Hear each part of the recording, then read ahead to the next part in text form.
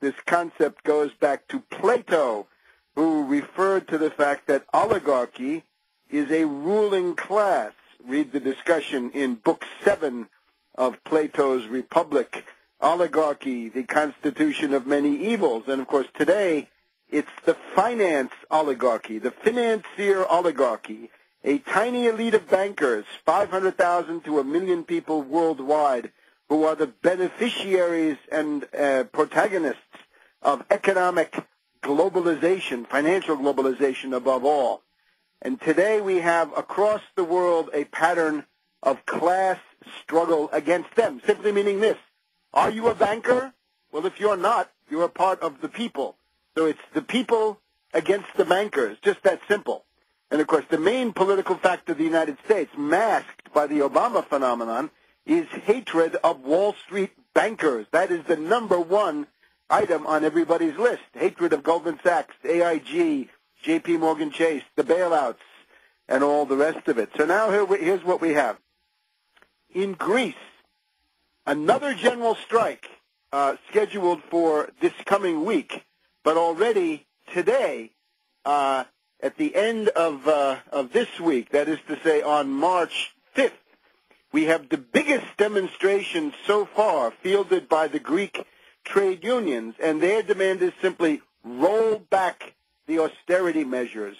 Don't destroy the health, education, welfare, social safety net of the Greek population as the result of a cynical, orchestrated, speculative attack by Soros, Goldman Sachs, and the rest of the Wall Street hedge funds.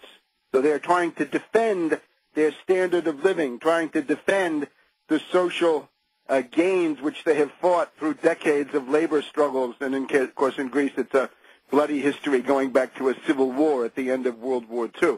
So that's Greece. We'll talk a lot more about that. In Iceland, we'll try to get a report later from Iceland. Tomorrow, March 6th, unless the British and Dutch pull something out of their hats at the very last minute, which would be overwhelmingly an attempt to sabotage the expression of what the Icelandic people are going to say.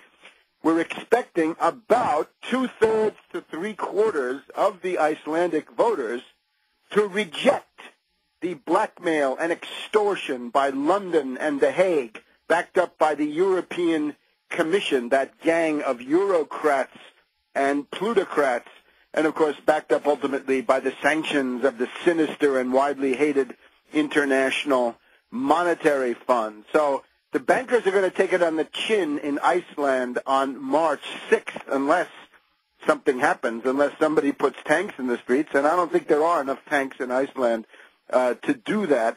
And then finally, we've had a very positive and hopeful sign on March 4th, yesterday, Thursday. We had a large series of anti-austerity and anti-Wall Street demonstrations on U.S. campuses. This was 100 campuses, 100 colleges and universities, mainly state and municipal institutions, right? State system in California, City University System of New York City, and many others. Similarly, no to tuition increases, no to the austerity dictated by the derivatives bankers and the Wall Street predators as a result of their depression, the depression that they created with the help of their infamous derivatives. This is now a sign that the second half of the millennial generation, the ones that are now in college, as distinct from earlier groups, are going to acquire a certain sense of realism and social and economic reality as a result of a direct attack by Wall Street on them. And in California, they can see that because the 33% increase in tuition, which is being demanded in California, is largely a matter of paying banks. It's making up for losses and depredations, which the zombie banks and counting houses of Wall Street have created with their derivatives. So that is certainly the biggest ferment we've seen on campuses here in the United States for quite a while. So if you look across the world also, you will also see that in Portugal, we had a nationwide strike yesterday, which seems to have been at least reasonably successful, and people are now looking to the militant Spanish trade union movement and indeed to the Italians to see what they come up with in response to this. Now, let me, however, before we go through more details of these mass actions, which are the very exciting counter response to what Wall Street is doing, let's go through the big scandal. Now, this is something you can find on my website, tarpley.net. I did a commentary on this on Tuesday on Russia Today. This was then played all day Tuesday, well, all day Wednesday, and became a big story on Russia Today on Wednesday. And this is the cabal. This is the bankers' conspiracy, the gaggle of hedge funds deciding to gang up on Athens. And it's what I was talking about last week. We've been talking about this for the best part of a month.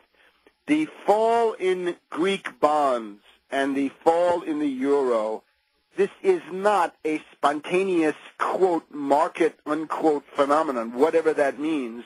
It generally means nothing. It's usually a term of mystification.